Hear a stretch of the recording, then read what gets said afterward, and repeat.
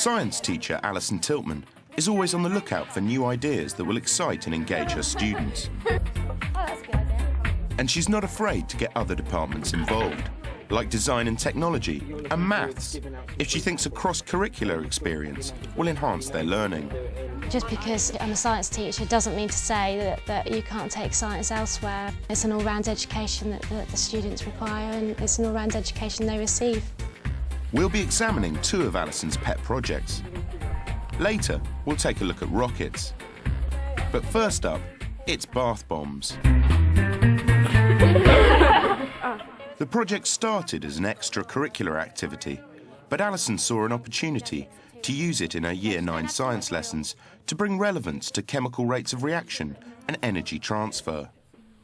And by working with design and technology teacher Nikki O'Byrne, they were also able to find a way for her to cover the use of plastics and packaging design. To tie the whole project together, Alison challenges the students to imagine they're running their own cosmetics companies. And the first step in D&T is to design and make a mould for their bath bomb. We're doing an apple because we think that it can appeal to both men and female, and it's gives off so we can use fruity flavours when we do our bath bomb, so it smells nice, and so we think it's just appealing. What else do you think you could do to it to add some more detail? We're putting more layers on it, for the cherry on top of the cake. What about using some of the string, because that will give you the rigid area of the cupcake? What would you say yours is going to be like when it's molded?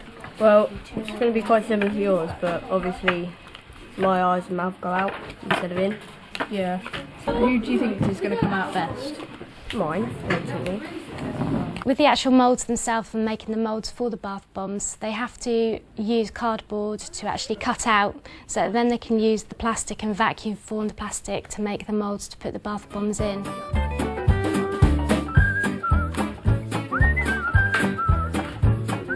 Okay, bring down the flame, sort of flame.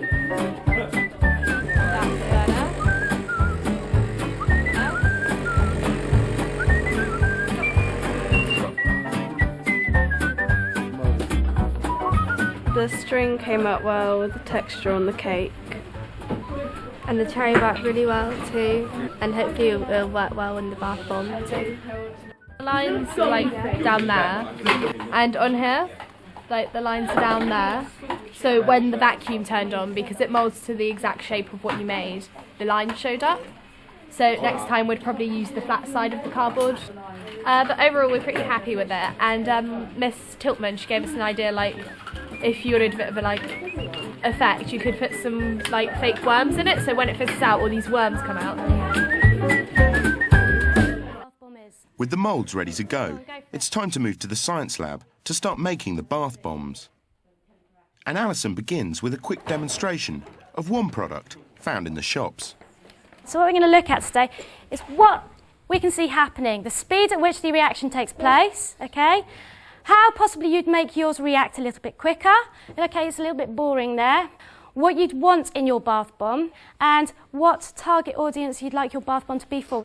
Up on the board, just over here, you can see we've got a list of ingredients. What's bicarbonate of soda do in water and in vinegar, guys, when we're doing rockets? It fizzes. So is that the reactive ingredient or not?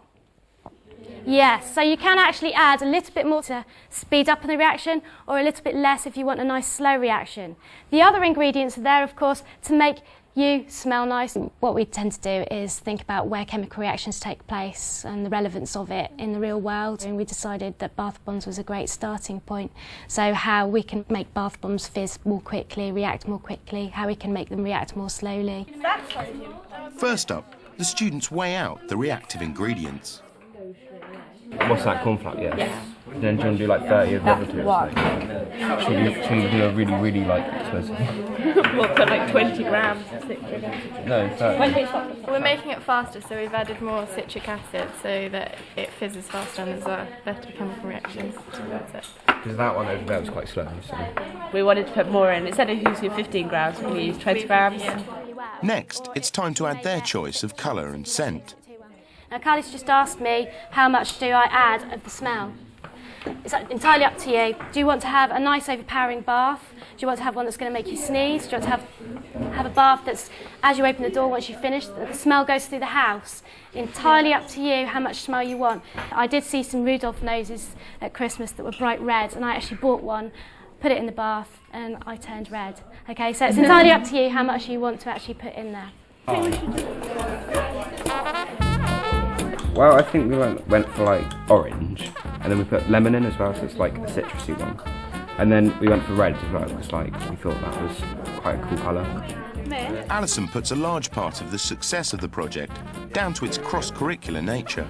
It just allows the students to see that not every subject is its subject in its own right. It goes across the board. You can incorporate your science into other subjects. We're also thinking about our packaging and what it's going to be called.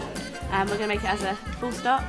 So full stop, enter stress, something like that. So we're making up slogans already. Ready, Alex? Yay! Well, we chose the mould because it's nice and circular, so that's a good amount of surface area to use. And we are going to now put it onto the grounds and see if it holds its shape. See, I think we haven't put enough oil in the base, so it's stuck to it. So what we're going to do is we're going to take it all out, put some more oil in and try again. Oil on the bottom as well. So has it been difficult for Alison to set such a project up?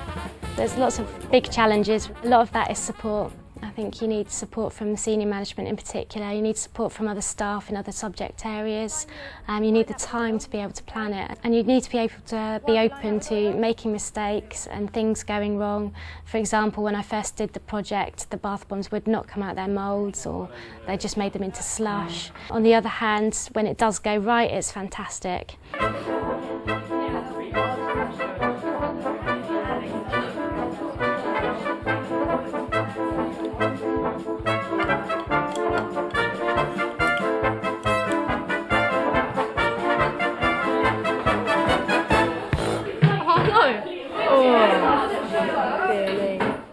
We'll come back later to see the final results. But first, Alison has kick-started another project at Crofton, and it's potentially even more explosive than the bath bombs. We're going to have one egg, and you guys have to protect 2. We have to make the rocket go up 750 feet, and it has to hold 2 eggs in its nose cone. And these eggs, when the rocket comes down with a parachute, the eggs can't be cracked or broken in any way.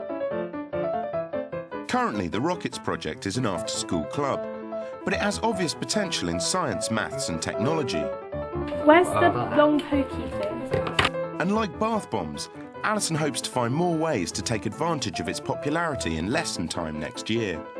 We've actually filmed the rockets taking off that we've used within science lessons as well. So they're able to do their calculations and of speed, acceleration, gravity. That looks good, but what I would do is I'd duct tape over. Oh yeah. We design it on SpaceCAD. It's a computer program which allows us to put the rocket together, and then it will give us a predicted height and time so we can make adjustments.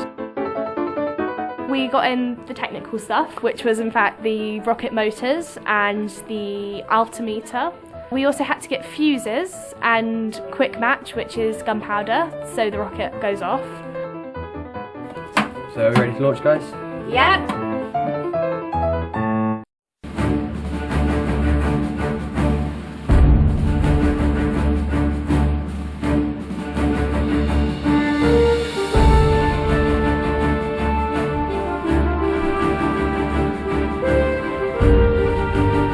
In times you've had rockets sort of spiral off and crash and do somersaults. And we often keep a bucket of water by us in case we set out like the grass again. Sometimes they don't launch at all and you don't know why, so you just have to stand there and work it out, which takes a while, but we're getting better at it.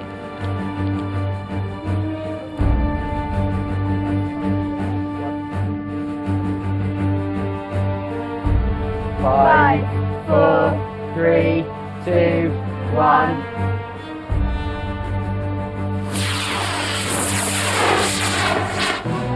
We lost track of the rocket. 13 The kids in the tennis courts have got it. Thankfully, the parachute and landing craft were found. But will the egg have survived? So let's see if it survived.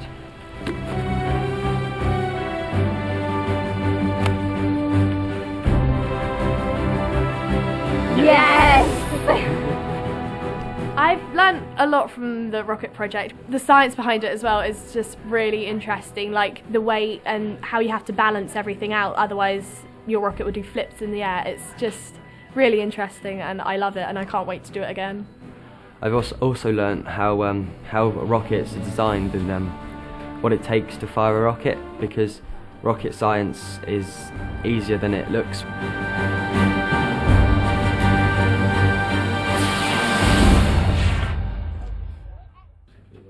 Back to the bath bombs. By adding the business dimension to the project, Alison has found ways to extend it further. The students also use their design and technology and ICT lessons to explore packaging designs and display stands. While in maths, they have addressed the financial side of their businesses and investigated the potential costs and profits for their companies. But it doesn't have to end there. We introduced an apprentice-style competition and they're able to compete with one another to make the bath bombs, sell the bath bombs, and from that we decide which one is going to be hired rather than fired. People come to school and they see maths separate from other subjects, but in a project like this it all joins together and they can see that maths and science, maths and technology all works together, you know, and there is value to learning different aspects in different subjects. Back in science, and the moment of truth has arrived. It's time to see if their bath bombs will sink or swim. I want you to show us your bath bombs and tell us what ingredients you put in there, why you put the quantities you did, why you put the smells you did, and just give us a little bit of an idea of names that you may have come up with for your bath bombs. Well, we put 17 grams of citric acid and sodium bicarbonate, so the reaction will be a little bit quicker. And we're thinking of, because it's quite orange, you could do a tanning one, so it makes you browner in the bath. Fantastic. Right, do you want to have a go and put it in the water? It was a bit of a sinker then, wasn't it? Wow. So we're hoping for an orangey smell. Can anybody smell the orange yet? I can. The project itself actually won a semi-final position in an innovative teaching competition, which was a worldwide competition. So the evidence is there that it does actually go places and have some sort of relevance across the board. We're trying to go for quite a high rate of reaction, so we've done 25 of both reactants, the citric acid and the sodium. Okay. We're calling it Cube Dude. Like that one. Fantastic. Right, we're going to try reacting it and wiping oily. the smile off his face. Go for it. See you later, Cube. That was a very quick reaction. It's definitely worth all the hard work. The kids get so much from it. I, as a teacher, have gained so much from it with seeing the students take this and take it on board and doing what they do and enjoying their education. If you want to take those with you, you're more than welcome to, and have a bath with them. Don't come running to me if you turn orange tomorrow.